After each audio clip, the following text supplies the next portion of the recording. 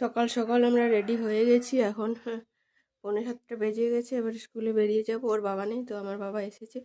তো বেটু বলছে মাকেও যেতে হবে, তো আমি রেডি সমস্ত কাজ বাগিয়ে নিয়েছি। এবার দরজা বন্ধ করে আমরা রেডি হয়ে বেরিয়ে গেছি রাস্তায়। আর হালকা ঠান্ডা ঠান্ডা লাগছে।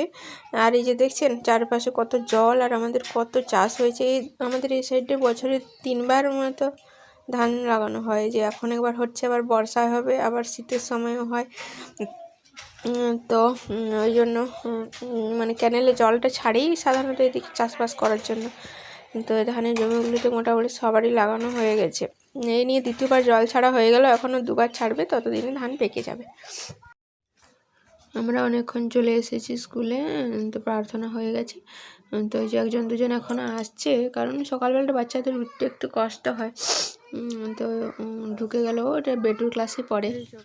এখন 7:30টার মতো বাজে। তো এখানে অর্ধেকের বেশি দোকান এখনও খোলেনি। রোদটা উঠেছে আজকে বেশ ভালোই। রোদ উঠলেও হালকা শীত আছে। আর গার্জেন হিসেবে আমি এখানে দাঁড়িয়ে আছি, বাকি সব গার্জেনরা চলে গেছে। আর মার্কেটটা এখনও ফাঁকা ফাঁকা লাগছে, আর একটু বেলার দিকে হয়তো সবাই আসবে। তো আমি সবজি বাজার করবো, ওই জন্য দাঁড়িয়ে আছি। কোন দিকে যাবো দেখছি। দেখো কাটবে তো কাটো।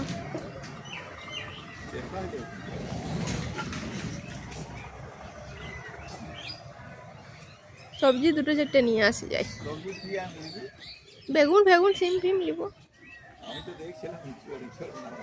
কত করে দাম ভাই? এখন তাহলে এত তাড়াতাড়ি চুর খাওয়া যাবে?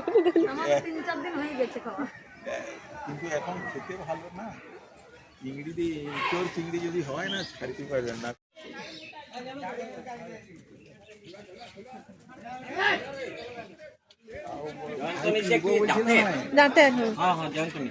জয়ন্ত বিদ্যালয় 4টে দাও।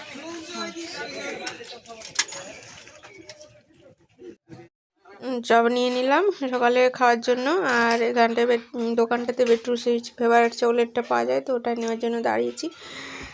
তারপর যাবো সবজি নিতে। তো চকলেটটা নিচ্ছি। এখন ওর বাবা না থাকলে এটা খুবই সমস্যা হচ্ছে, কারণ আমার তো গাড়ি বা সাইকেল কিছুই নেই যে আমি একাই নিয়ে চলে যাবো। ওই জন্য বাবা এসেছে ওকে স্কুলে পৌঁছানোর জন্য, আর বেটু জেদ করছে আমি না এলে ও স্কুল আসবে না। তো সেই জন্য আমাকেও আসতে হচ্ছে। আর সকালবেলায় কাজগুলো আমি কিছুই করতে পারছি না, প্রচুর লেট হয়ে যাচ্ছে কাজ করতে বাড়িতে গিয়ে। এখানে জিজ্ঞেস করছি চিকেনের কত দাম চলছে, ভাবছিলাম চিকেন নেব। তো বাবা বলছে যে না চিকেন নিতে হয় না। তো দাম জিজ্ঞেস করলাম, চলে যাচ্ছে। এবার একটু মাছ নিয়ে নেব, তারপর সবজি বাজারটার দিকে যাব। তো মাছগুলো কীরকম কী জানি, আমি তো ভালো মাছ চিনি না। তো বাবার সঙ্গে আছে, চাপ নেই। এখন আমরা সবজি বাজারের দিকে এসেছি। বেগুন, কাঁচকলা, টমেটো আর উচ্ছে সব নিলাম। সবে মিলে মনে হয় 30, 40, 50, 60 টাকার মতো বিল হলো। তো বিলটা পেমেন্ট করে আর সব জিনিসগুলো আমি নিয়ে নেব। তো চলে তারপর এখন 9:30টার মতো প্রায় বাজে। তারপর বেটুকে নিয়ে বাড়ি যাব।